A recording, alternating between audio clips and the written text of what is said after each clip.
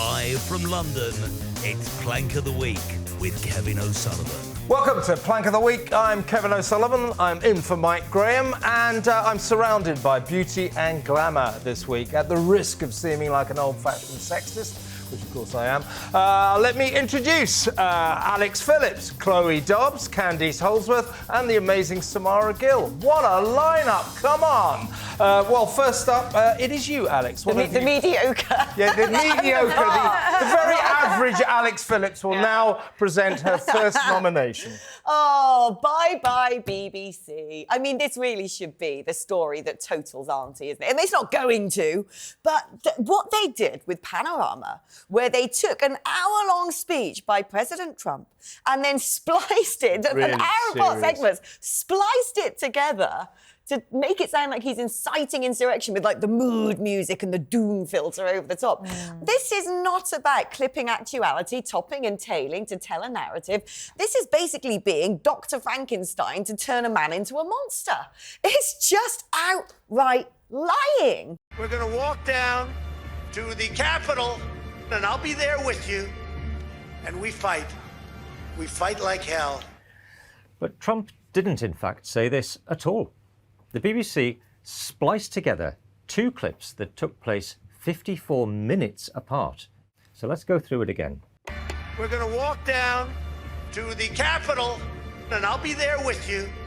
Now, see there, between Capitol and, that's a cut.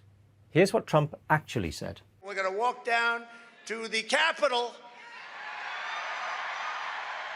and we're going to cheer on our brave senators and congressmen and women.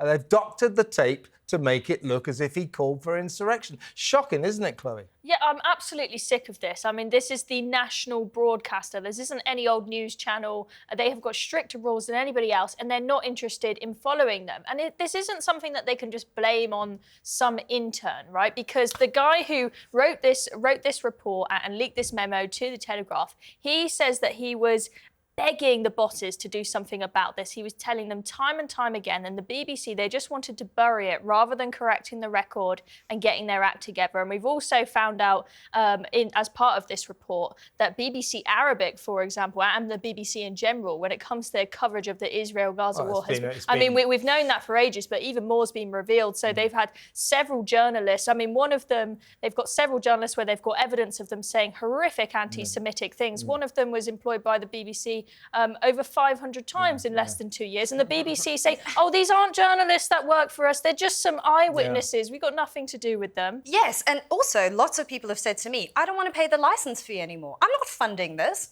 Why should they have to fund this? This is blatant misinformation, and they would never acknowledge it. And I think of so many journalists I know who run independent publications who were put on disinformation indexes because they questioned COVID, for example, lost all their advertising. But this, by a publicly funded broadcaster, no, very, very serious. I would go so far as to say that the BBC should be held to account for actually meddling in international elections, because that's actually what that is. That doctored video is essentially painting a narrative that is completely different to what happened. And we know that Trump has had previous lawsuits where he's taken $77 million worth of sick. As he should, because it actually looks like almost the UK was trying to meddle in a US election. Yeah, it's serious It's very stuff. serious. International diplomacy is at stake. Our relationship with our closest ally is being very damaged by this. And Donald Trump, when a very similar thing happened to him in America, ironically, a program called 60 Minutes, which is on CBS, it's very much America's equivalent of Panorama.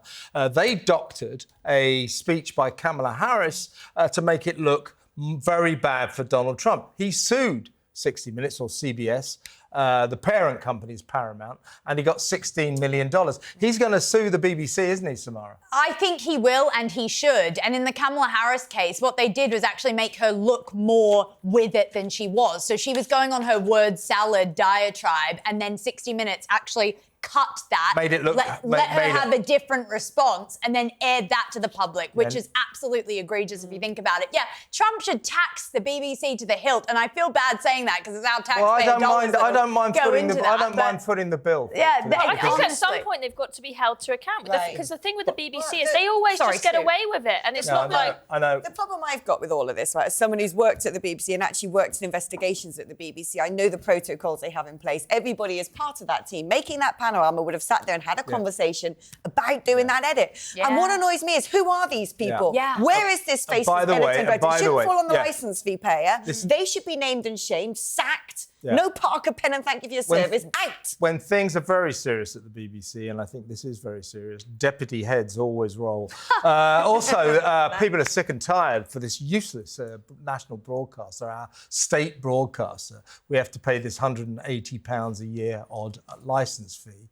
And people are sick of paying that. By the way, in Australia, £180, that's 43,000 Australian dollars. We better move on. We better move on. That was for the benefit of Samara, who's from Australia. Thank you. Chloe, your nomination. So, an illegal migrant who broke into someone's nice luxury house in St Ives in Cornwall. The family came home after some time away and saw the window was smashed and were welcomed to an illegal migrant cooking dinner in their kitchen. I mean, can you imagine walking in your house and just seeing some guy making his tea on the stovetop and just being completely relaxed? I mean, it's absolutely insane. So this is a guy who he got his asylum claim rejected. He's meant to be deported. But as with the vast majority of people who have their claims rejected, we never deport them. We just set them free to go, break into people's homes. And, I mean, maybe he'll be able to claim squatting rights. He has been to the magistrates' courts in Truro, though, apparently, and he's been told to pay £1,000. Yeah, well, his name is, bear with me here, Seyda Med Hamid Garlam. Perhaps you should get Entrepreneur of the Year, because I'll tell you what, he'll have been looking, he'll know that there are all these second homes in Cornwall. No, they're banned in St Ives.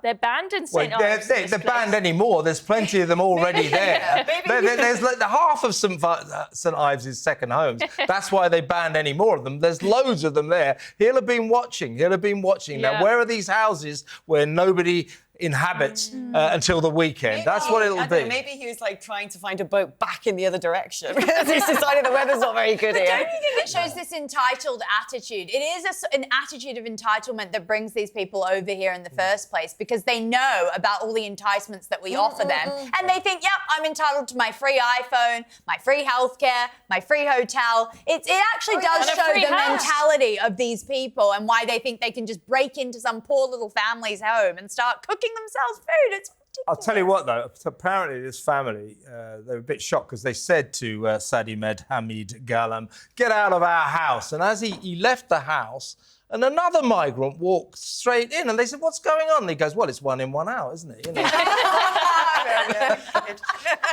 know. Shall we move on, because Candice Holdsworth has got an excellent one. Who is your prospective plank of the week? Well, it's the excellent Chancellor and the really rather nasal Rachel Reeves, who's rounding off spooky season but by trailing her horror budget. I don't think anyone has dreaded, in my lifetime, a budget more. Basically, we all just have to be prepared to be milked. They're not going to cut spending. They're going to break every single manifesto promise and raise all the taxes. And you know what she says? I regret nothing. Their tone's really... Je ne regrette rien. yes, if she was that sophisticated. Yeah. But basically, they have just given up now on, like, even apologising for raising taxes or just being so economically incompetent. They're basically saying to us, shut up and like it. Yeah, and of course, Rishi Sunak, who I met a couple of weeks ago, he spent about 20 minutes talking to my wife. I said, "You after her or something, mate?" She said, "I'm talking to the former Prime Minister," and they talked for about 20 minutes.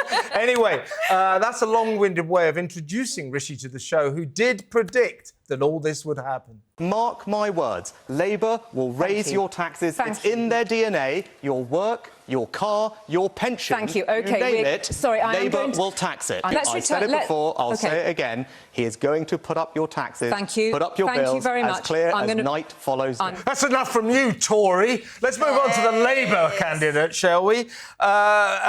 Here's Rachel, actually making a serious pledge, a promise to the nation. And businesses can now be certain that we're never going to have to do a budget like that again. I'm really clear. I'm not coming back with more borrowing or more taxes. And that is why, at this budget, we did wipe the slate clean. So, Alex, that was just in the slipstream of her dreadful £40 billion tax grab budget last October, the budget that has ruined this country, the economy-killing budget.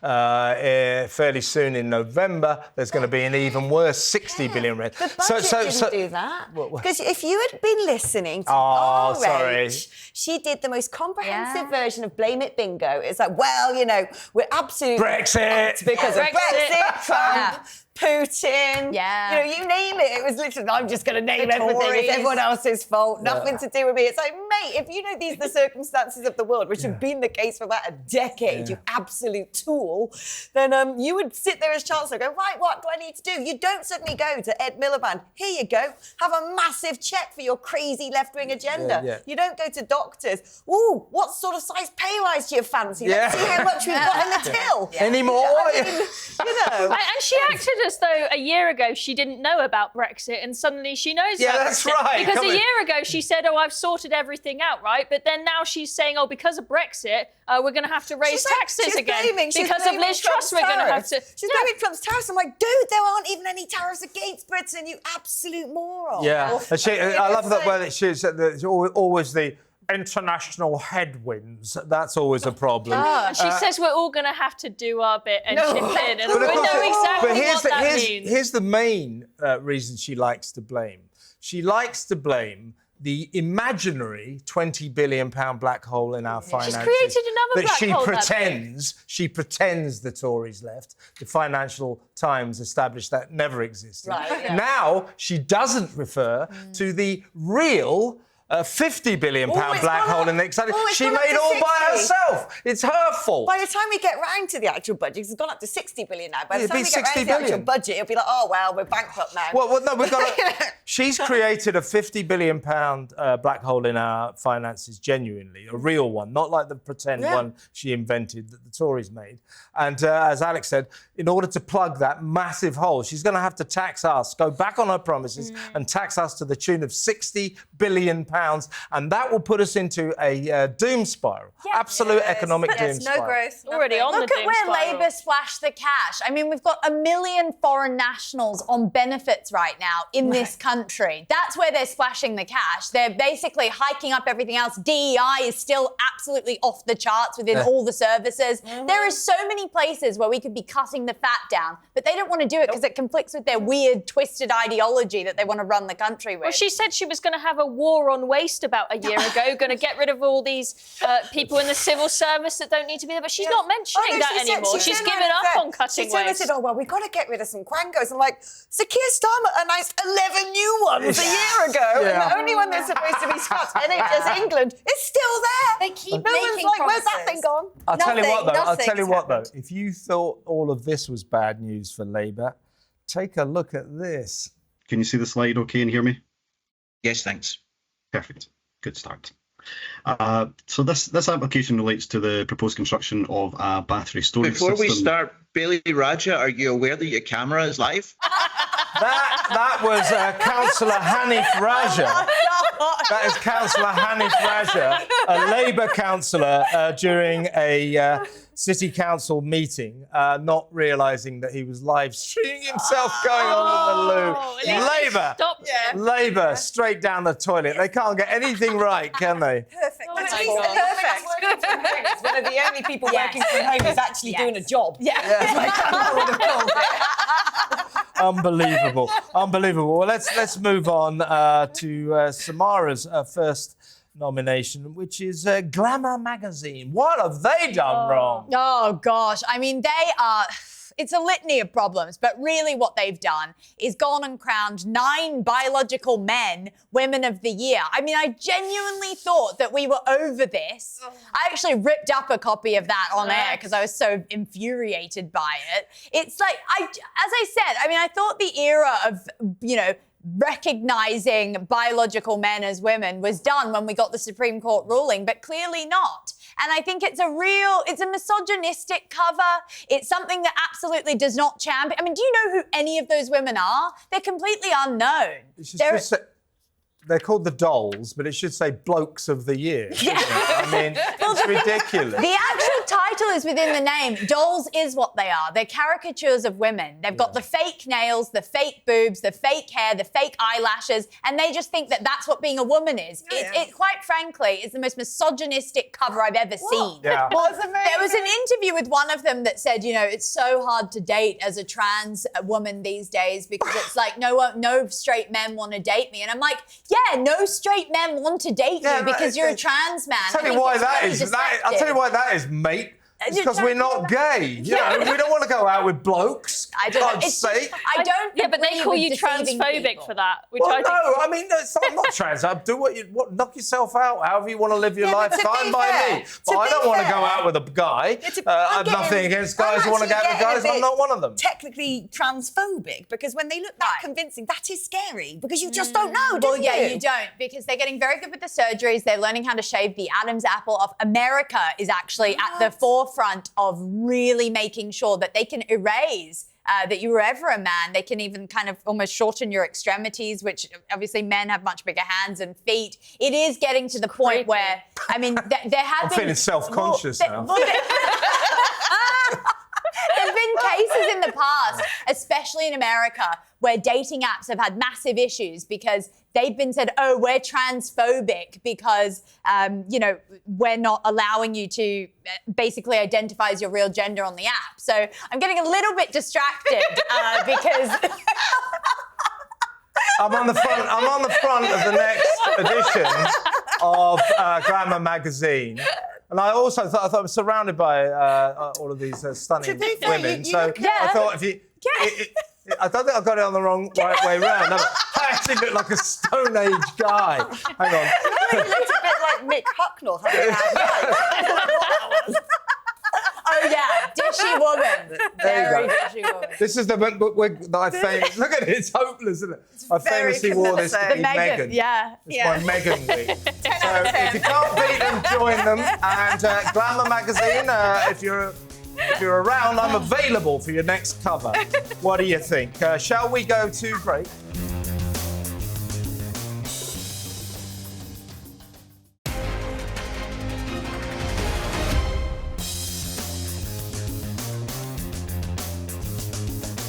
Welcome back. This is Plank of the Week. I'm Kevin O'Sullivan. I'm in for Mike Graham, and we have a fantastic panel. You know who they are. Alex Phillips, Dobbs, Candice Holdsworth, and Samara Gill. The amazing Samara Gill. The amazing Samara Gill, the mediocre Alex Phillips, and so on and so forth. Well, you're really jealous. You're really fed up. You're really fed up that I put in an amazing about it. I think because you do that for the other show, and so it's like... All right, OK. The amazing Alex Phillips, the astonishing Chloe Dobbs, the incredible Candice Holdsworth, and the mediocre Samara Gill. Happy now? Right, let's get on with it. It's me. And I'm going to nominate the Salvation Army. This is a lady called Sophie Scott. Really sad story. She's only in her 50s. Her husband died suddenly of a very aggressive form of cancer. Imagine that, very upset. And she decided to do a very charitable act. She thought, instead of grieving too much, and I'll gather together all my husband's clothes. He'd like me to do this, and I'll take them to the depository, the charity depository. There it is. It's in an Asda car park in Kent. So she got there, he had a big bag full of her tragic late husband's clothes. And it's all full up. They're often like that. So what she did is she put the bag by the depository and then went to move away and was intercepted by a Jobsworth who fined her £300 for leaving the clothes by the clothes depository as opposed to putting them in. She just lost her husband. She'd done that charitable act and she got a 300 quid fine. I think that's disgraceful, don't you? I don't understand why. They just keep inventing more and more litigation for people that, you know, we're all going to get got by something at some point, whether it's a 20-mile-per-hour zone or where I live, the 1,386 different types of recycling bins, how full they can be and what days of the week you can put them out. It's just crazy. And they can seem to go after all of this. And then we've had like a knife man on the loose who, you know, was flying around with weapons and stuff and no one did anything until he starts a stabbing frenzy on a train.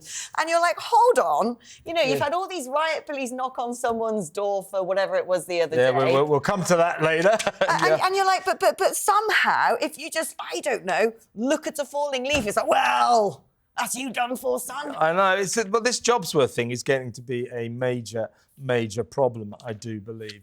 But this one takes the biscuit. I thought that the winner of all time would be...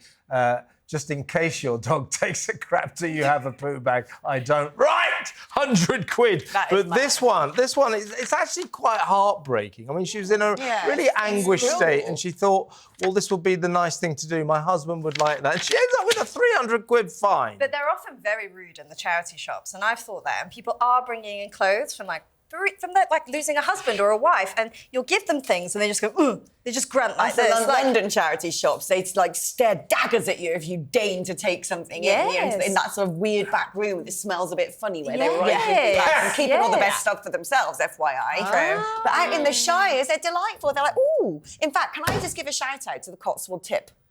Randomly. The Cotswold tip. The Cotswold tip is the greatest tip on planet Earth because all these fancy people in the Cotswolds... You know you're an adult when you're getting excited about the tip. Oh, the fancy people in the Cotswolds, because you've got the sort of crazy bin lottery and it's like, oh, well, you know, the 2 baked bean cans I'm allowed to put in that sack and it's now full. I have to take the rest of the tip. So you go down there and the people of the Cotswolds, they've got so much money, they don't care.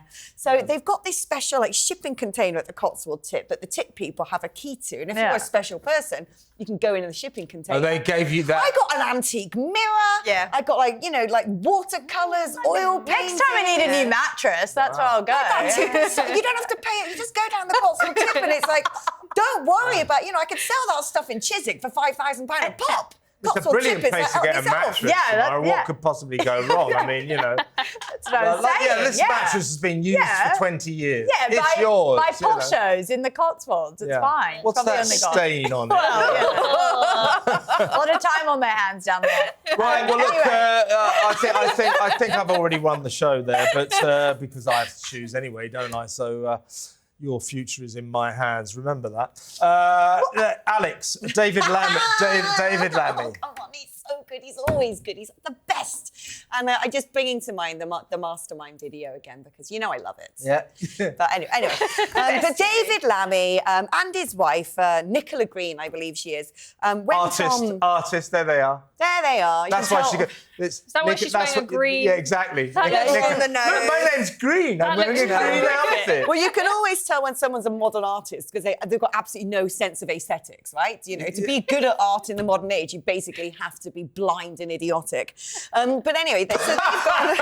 Yeah, can't argue with that. They've gone on some sort of state visity thing with the king who's over there in, was it France or Italy? I can't remember which now. And then they wanted to go to a ski resort in France or Italy, from one side of the Alps to the other.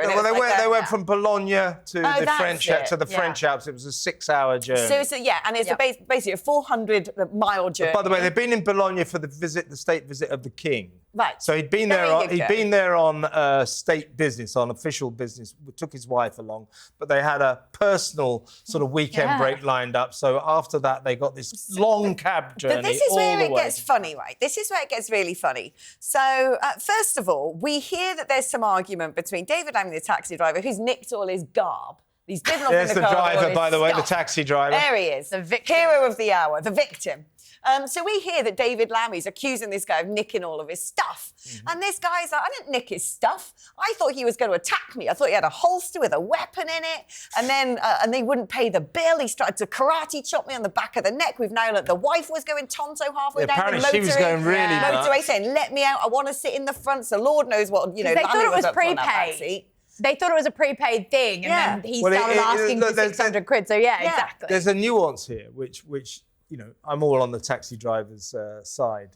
Any enemy of David Lammy is a friend of mine. But seriously, it was a bit dodgy. What he did was, along the way, he realised that David Lammy was an allegedly important British politician. And suddenly racks up the bill. He put a €600 security bill on it. You've put my security at risk, therefore I want more money. That's why Lammy refused to pay. That said, this guy turned out to be innocent. But so what seems to have come to pass is, and I think it probably is in their conditions, that if it's some sort of VIP or something, it's more money. Apparently he wanted an S-Class and there wasn't one available, so this guy drove his, whatever it was, Cagoule car. And then Lammy trashes the back of it. There's some argument going on with pictures the of wife. the mess that he left. And then they turn to this destination. He's refusing to pay the money. Meanwhile, there's like some sort of scroll of paintings in the back worth millions of pounds. And you're just like, what? All of this doesn't add up. It's weird, isn't it? Weird story. What's going on? And also, my experience of sort of ministers of state, especially being on a state visit, is you normally do have sort of a bodyguard team around you. Dude, if you've got £1 million worth of artwork in the back of the car and driving it across France, you can afford to give the guy his €600 just to shut him up. Lammy's he's a slob. He's a total slob. I'll never forget the Trump pictures saying, of the car showed that he's a slob. Exactly. It's something you'd expect from some misbehaved teenage boy to leave in a car. Well, even Trump I wouldn't go in a observed- taxi driver's car and leave all my rubbish and a mess there. But he's totally the poster boy for dim politicians. Thick as a brick. And that really is. is your deputy prime minister, he's also disrespectful. We're all wearing our poppies. The Deputy Prime Minister doesn't seem to think he needs to do that. There he is. There he is then, but then a bit later, a little later, what happened then? He nicked it off a veteran. Yeah. He genuinely nicked it off a veteran. It's like, come on. Somebody warned him, oh, you're not wearing your poppy. So he procured one, didn't he? I mean, he took it from an RAF veteran called, he's a Labour MP called Calvin Bailey. Oh, my goodness. So Calvin Bailey was left populous so that front bencher Lammy could look like he was showing our fallen heroes some What's he respect. got above his poppy? Has he got a white poppy as well? I can't tell. I think it's just fancy. That's just leaf. He's got two. Well, that's a very big leaf. That doesn't look right. Well, he borrowed. If he's got a white don't poppy blame on as him. well, Blame then that's Calvin Bailey scandalous. if it's a dodgy. I mean, How but dare that war hero been a wear a big- dodgy poppy? I mention it because apparently there's a big rise in the people wearing white poppies because they're pacifists and they think that the red poppies are... that's not a white one. I know that one. There are two naming and shaming exercises that the British do every year, and I can't wait for them. One is Poppygate, where we watch TV and go, they haven't got it on right. Oh, it's not at 11 o'clock. You're not wearing one. And the other one is Ascot Ladies' Day, when you see all the tarts on the floor, like completely drunk, vomiting back into the bottle of Prosecco. I love those days. See, that's naming and shaming. Yeah. Tarts. Alex, the Victorian age rang. They want you back. They want you back. Let's go to Chloe Dobbs for the next one. Who have you got in mind? I've got Border Farce, as I prefer to call them, as opposed to their official name, Border Force. Yeah.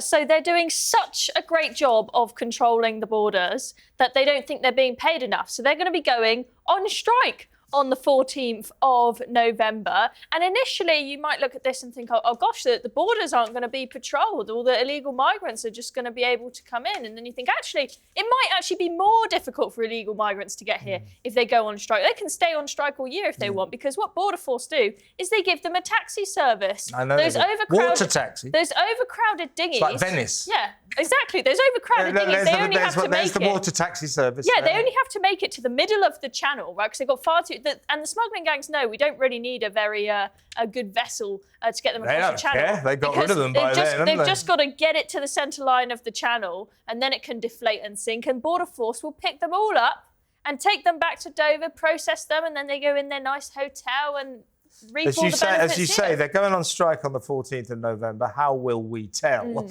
And do you remember, it was a couple of years ago when the Border Force also, of course, they're at the airports. They used to be called immigration officers. I know this. My father was one. And in those days, they didn't have to wear uniforms. He'd have hated that. But anyway, a couple of years ago, the Border Force immigration officers at Heathrow went on strike, and all the passengers reported that getting through passport control was much quicker, much more efficient, so they were not missed, and they were, who cares? Go on strike, won't make any difference. I've just come back from Israel, and I just noticed that the UK doesn't do border checks well enough. Like, Israel is crazy. Crazy. Yeah, I was very literally strict. pulled into some magic room because in my passport, it's like the where of horrifying countries. Every single visa in there's got Arabic writing. And so the IDF were just like, or Shin Bet or whoever, were just like, nah, son, you got to go over here. Yeah, and yeah. it's like ages. Yeah. They're hovering over you with a gun. Take off your shoes. Bah, bah, bah, bah, bah, getting the sort of inquisition. We'd be like, if it's some sort of rando coming from Sudan pretending he was like 18 years old and he's clearly 62, and saying, I'm a Christian, please help me. We'd be like, oh, here you go. Do you want a lanyard, a rainbow lanyard, a free phone? In you go. I'm like... When I was first a young reporter on Fleet Street, we're talking a long time ago, folks, late 1890s it was. No, so I arrived at Fleet Street, and this old veteran, because I was like, right, I'm going to start travelling the world now. This old veteran reporter said, you'll need 2 passports, son. I go, well, what do you want 2 passports? You need one for Israel, one for the rest of the world, because if they see you've got Arabic stamps, you'll never get into Israel, and vice versa. Do you know what? Anyway, I then became a showbiz reporter and went to the BBC. That was about as far as I went. The only reason it didn't end up with the internal examination is because my plane was about to take off, and they were like, well, we better let her go then. But I was waiting for the full sort of... Well, those I'd had the IDF pat down, but I soldiers. could see they wanted to put that bomb detector little thing somewhere else. I was like, Yeah, but as you said, that's an example of... These are examples of where Border Force actually do their jobs. And if you work in a private company and you want a pay rise, you have to go tell your boss how you're doing such a brilliant job. Yeah.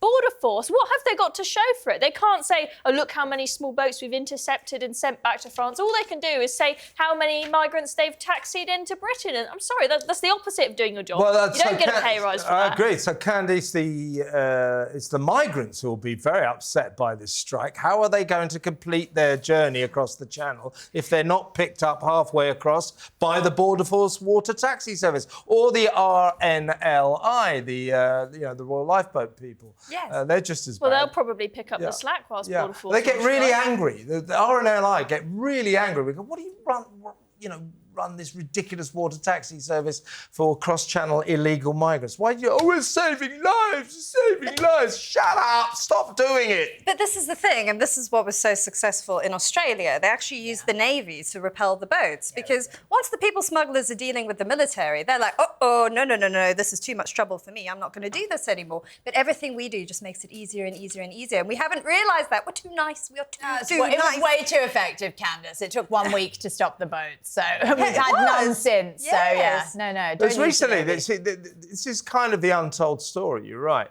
That we saw these dinghies, these rubber dinghies, these small boats coming across the Channel, getting together, they're disgorging their passengers, Dover, Folkestone, Deal, all these Kent towns. Well, actually, hardly any of them ever get to the Kent coast. Because they're picked up halfway across. Recently, a boatload did get, I think it was to Deal, and they just all disappeared off into the town, never to be seen again. So the water taxi service is the untold story of this ongoing escalating crisis. It's ridiculous. By the way, did you see that the one in, one out scheme? You mean 16,000 in, 72 out? So the Iranian guy who we sent back to France. and who came back with his family. So he said, I don't like this much. So he went back to Calais and came across back to Britain on an illegal small boat. Well, apparently we've now sent him back to France, so the countdown is on for him to return to Britain. Yo-yo, boing, boing, boing. It's like ping pong. Swap a foreigner, ping pong. One in, one out scheme. That's really successful, isn't it? What an absolute joke. Let's go to break.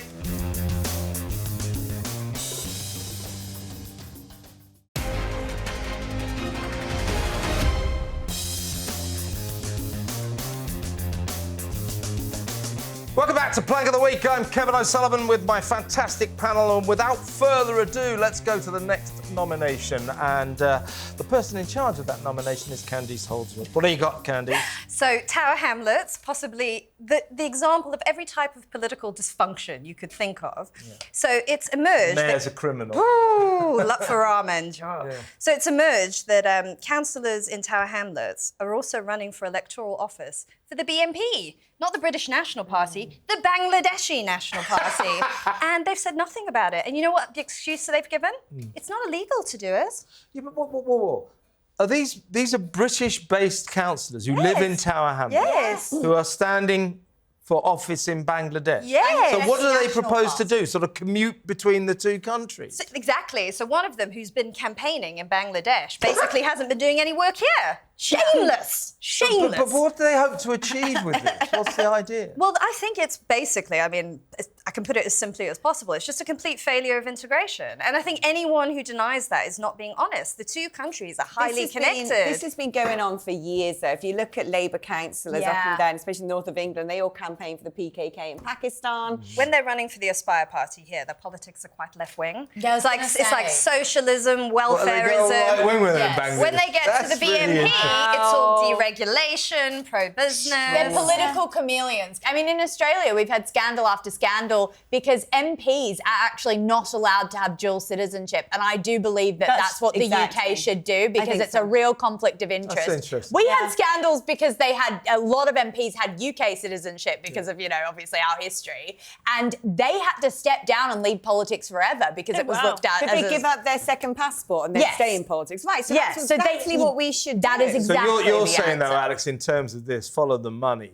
Tower Hamlets, this council, run by a guy who is a convicted electoral fraudster, they recently had a vote, they were going to have a vote on proposing that the pink ladies were far-right extremists. And there was such a storm about it that they ended up backing away from it. And isn't this the same council that ripped down all the Union Jack flags, but they were quite happy to have Palestine flags everywhere. But apparently if you put a Union Jack or St George's Cross up, that is a health and safety risk. Well, they did. But flags, you're right, Chloe. They did successfully vote through the proposal that the raising the colours flag flyers were far-right extremists. They wanted to put the pink ladies in there as well, but they didn't quite get away with that. It's a scourge of a council, there's no doubt about we're that. living in when some concerned mums who don't want their daughters to be sexually assaulted, that makes you an extremist? Let's move on. Samara wants to talk about somewhere she would never manage to get into. It's Cambridge University. Which college? Well, I was just about to say, I'm an absolute Oxbridge reject. They did reject me. But anyway, I went to Oxford. I actually did go. Yeah, for best the day trip I ever had. Well, Chloe actually went there. She's probably the smartest on the panel. But anyway, you probably know more about this because I actually went to a pretty anti-woke university, but. Yeah, Cambridge has completely. I wanted to get the wording right. Basically, Newnham College. Which is a women's only. It was college. a women. It was. There it is. It was a women's only college. It's looks now like a kind of rubbishy rural hotel, doesn't it? Yeah, it does. Well, it's a migrant hotel. It's not nice Give it 5 years, Alex. Give it 5 years.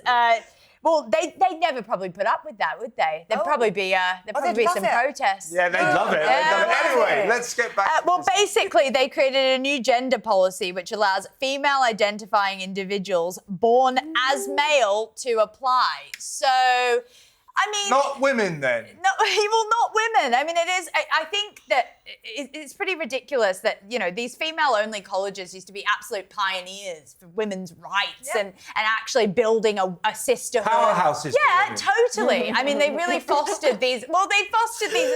Do you know what I went Alex to? laughs. I went to a female-only college at university. Not by choice. I'd come from an all-boys school, so I wasn't really looking forward to the single-sex environment of the other ilk. But what I'll tell you about St Mary's College is whenever there was a fire alarm and everyone everyone had to file out into the car park. Durham, right? Yeah. Yeah. Whenever there was a fire alarm, everyone had to file out into the car park. It was definitely not a women's only college. Basically, it's the best thing. Sometimes you just want to go and smash that alarm in to see who's doing what we're doing. yeah. But do you know what the nickname for the college was around the university?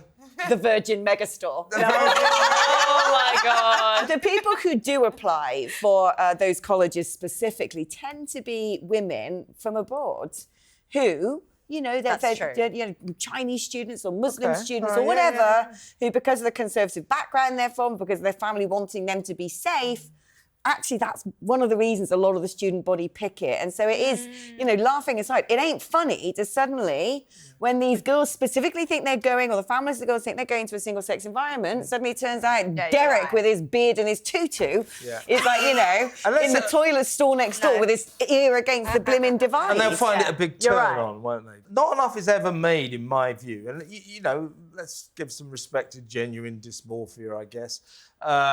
Some people, are consumed by the idea they're in the wrong body. Let's give them some respect. But the aspect of the trans syndrome that we don't talk about enough, I think, is that for a lot of these guys who like to dress, it's a sexual, it's a fetish. It's a fetish. Yeah. It's a sexual turn on, right? And actually, if you look at reports on this, you look at journals and things like that, it's it is a known thing. Yeah. There's a massive Venn diagram between, anyway, on that controversial bombshell, we better go to break and we'll be back in a minute.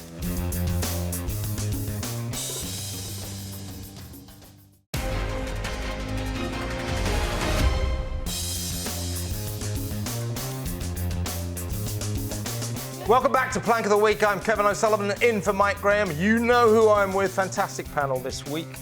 At least they told me to say that. No, they've been brilliant, and I've been average. Right, let's talk about my nomination, my second nomination. This is actually a really good one. The nomination is Greater Manchester Police. This is the story of a guy. He's a former asylum seeker hotel manager. Isabel Oakeshott conducted an amazing long interview with this guy, Adam. Here's a little bit of it. I was doing some banging at my door at 8 in the morning. I opened the blinds and I see 10 police officers on my drive. 10? 10 police officers. Are you sure? 10? The CCTV doesn't lie. 10 police officers in full riot gear, ski masks on, face shields, and instinctively, I've never been in trouble with the law, so I was like, oh my God, what's happened? So I ran downstairs, opened the door. I was like, is everything okay? And he barged through and he says, are you Adam? And I said, yes. And he said, you're under arrest for burglary. I said, burglary? I said, I never burgled anything in my life. And all this was for doing a bit of undercover filming in a migrant hotel? Taking some chicken pasta and not paying for it. Right, I see. And how much should you have paid for it? Was there a possibility to pay for it? So there's no possibility to pay, no tills, nobody asking for money. I've ran the numbers through AI of how much it would cost with serving it for 300 people, and they said it would be about 77p. The government seemed terrified of us finding out actually what is going on behind the closed doors, the blackened windows, the security fences of these asylum seeker hotels. That's what this is about. I mean, this is the sort of dystopian, muscular authority of a police state, isn't it? When it's something political that they want to keep covered up and someone has the tenacity to go and try and get the truth on behalf of all of us who pay for this. I'm glad to hear that the meals are only 77 pence each. Too expensive, in my opinion. But this is what they're doing. They are trying to terrorise us. This is what we live under now in 2025. And we laugh about it and we joke about it, but I can't believe this. If someone said to me 5 years ago that this sort of thing would become normalised, the police on the Ring doorbell, you've put something on Twitter, the police in riot gear, you were in a migrant hotel. If someone said to me 5 years ago that's going to happen, I'd be like, what are you talking about? In Britain? Nah. We were in lockdown 5 years ago. That seemed mad enough. We haven't gone back to normality yet. It's actually true, but it is. When you think of all the things, when I look back at the sort of halcyon days of my childhood and my young adulthood. A long time ago, right? A long time ago. But you do think, Limonette, how has it gone so mental so quickly? Yeah, this sinister veil of secrecy that the authorities have brought down on these asylum seekers. There's something like 200 of them around the country. We've got 32,000 migrants living in them. At the cost, by the way, each of them cost us on average £143 a night. But the government, the authorities, the police, they seem obsessed with us not knowing anything about what's... Why is that, do you if think, we Candy? found out, it would be really bad. Oh, they've given up on free speech. And also the police, from what many people tell me, are completely ideologically captured now. They are totally woke. Well, they're just doing their master... That's his master's voice. They're just doing their bidding. I mean, that's that the coppers don't decide that independently, but they did. But they kind of rather went over the top, or they go over the top. But this thou shalt not tell what happens in asylum seeker hotels. And we've had a few glimpses, haven't we, Samara, on our programme? We've had some film of what actually goes on, like kind of 43 visits by doctors and dentists per day. Well, they don't want us to know the truth. They do not want us to know the truth, because the truth is that the asylum seekers' rights are put well above the British people's. And this video that Isabel did, and what you said of all the investigative journalism that your show's done into it, has shown... And yours, your show. Samara's my producer. Has shown actually about the luxurious lifestyle. I'm talking black cabs dropping their kids off to school while our own can't even afford food for their children at their schools. That's actually what's going on. Government doesn't want us to know. Community cohesion. Absolutely. Community cohesion. Adam telling us three free meals a day, and they're constantly staging hunger strikes because they don't like the quality of the free food that we pay. We all know this, that the protocol for decades and decades and decades and decades has been a campsite with some gruel. Now, actually, if Britain was to do that as a refugee camp, it probably wouldn't be a campsite with gruel. It would be temporary accommodation, like prefab huts and, the sort of stuff you get fed by BA these days. What does France do with them? If they're lucky, they give them a tent. That's it. Yeah. Well, we offer them the earth. This is the land of plenty. This is the promised land. We better actually pick the winner now, and that falls to me. And actually, I've been thinking about it long and hard. And I think we go right back to the beginning. The winner is the BBC. Hooray! Well done, BBC. And a big thanks to the amazing Alex Phillips, the incredible Chloe Dobbs, the remarkable Candice Holdsworth, and Samara Gill. I've been Kevin O'Sullivan. You've been an amazing audience. We'll be back next week with another amazing edition of Plank of the Week. See ya.